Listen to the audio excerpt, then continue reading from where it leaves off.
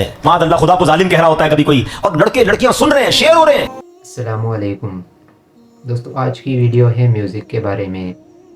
یقیناً آپ کو بھی اندازہ ہوگا کہ آج کل ہم نے میوزک کو کتنا عام کر دیا ہے۔ اگر ہم سوشل میڈیا کا کوئی بھی ایپ اوپن کرتے ہیں تو وہاں پر سب سے پہلے ہمیں میوزک سننے کو ملتا ہے۔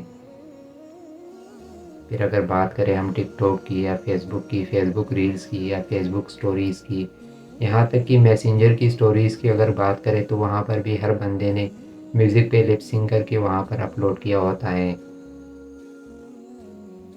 دوستو، ہم نے میوزک کو حرام تو بہت بڑی بات، ہم نے اس کو برا سمجھنا بھی چھوڑ دیا ہے، لیکن قرآن اور حدیث میں میوزک کے بارے میں کیا حکم ہے، آج کی ویڈیو میں ہم اس بارے میں بات کریں گے۔ سب سے پہلے میں آپ کے سامنے کچھ 2-3 احادیث پیش کروں گا، اور اس کے بعد میں آپ سے کچھ علماء کے شارٹ کلپ شیئر کروں گا، تاکہ آپ بہتر طور پر سمجھ جاؤ کہ میوزک ہماری دنیا اور آخرت کے لیے کتنا نقصان دہ ہے۔ سب سے پہلے بات کرتے ہیں صحیح بخاری کی۔ ویسے یہ حدیث کافی بڑی ہے، لیکن میں یہاں پر صرف حدیث کی وہ الفاظ آپ کے سامنے رکھوں گا جس میں میوزک کا ذکر ہے۔ اس کی سب سے پہلے حدیث کی بات کرتے ہیں تو یہ ہے صحیح بخاری کی، جس میں آپ صلی اللہ علیہ وسلم نے فرمایا کہ میری امت میں ایسے برے لوگ پیدا ہو جائیں گے جو زنا کاری، ریشم کا پہننا، شراب پینا اور گانے بجانے کو حلال بنا لیں گے۔ دوستو، دوسری حدیث ہے ترمذی کی، جس میں آپ صلی اللہ علیہ وسلم نے فرمایا جب میری امت 15 چیزیں کرنے لگیں گی تو ان پر مصیبت نازل ہوں گی، اور ان 15 چیزوں میں سے شراب ہے۔ جب شراب پی جائے، ریشم پہنا جائے، گھروں میں گانے والی لونڈیاں اور باجے رکھے جائیں گے، اس امت کے آخر میں آنے والے پہلے والوں پر لعنت بھیجیں گے، تو اس وقت تم سرخ آندھی یا زمین دھنسنے اور صورت تبدیل ہونے کا انتظار کرو۔ اس کے بعد اگلی حدیث ہے صحیح مسلم کی، جس میں آپ صلی اللہ علیہ وسلم نے فرمایا تم میں سے کس شخص کا پیٹ پیپ سے بھر جائے وہ اس سے بہتر ہے کہ اس کا پیٹ شیر سے بھر جائے۔ یعنی یہاں پر آپ صلی اللہ علیہ وسلم نے فرمایا کہ تمہارا پیٹ بیکار کے گانے اور شاعری سے بھرنے کے بجائے اگر یہ پیپ سے آپ بھر دے تو وہ بہتر ہے۔ یقیناً آپ میں سے بہت سارے لوگوں کو پتہ ہوگا کہ پیپ کیا چیز ہوتی ہے۔ دوستو، پیپ اس چیز کو کہتے ہیں جو زخم سے گندگی نکلتی ہے، اس کو پیپ کہتے ہیں۔ یہاں پر آپ صلی اللہ علیہ وسلم نے پیپ کو گانوں سے بہتر سمجھا ہے، یعنی گانے اور شاعری سے بہتر ہے کہ آپ پیپ سے اپنا پیٹ بھریں۔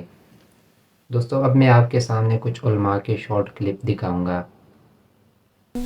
انسان اتنے اللہ تعالیٰ سے قریب ہوتا جاتا ہے، نمازیں پڑھتا جاتا ہے کہ اللہ تعالیٰ اس کے کان بن جاتے ہیں، جسے وہ سنتا ہے، اس کی آنکھیں بن جاتی ہیں۔ اور اس کا مطلب یہ نہیں کہ ولیعذ باللہ ہم فزیکلی فارم میں، یعنی وہ اپنی کان سے ہر وہ کام کرتا ہے جو اللہ کو راضی کرتا ہے۔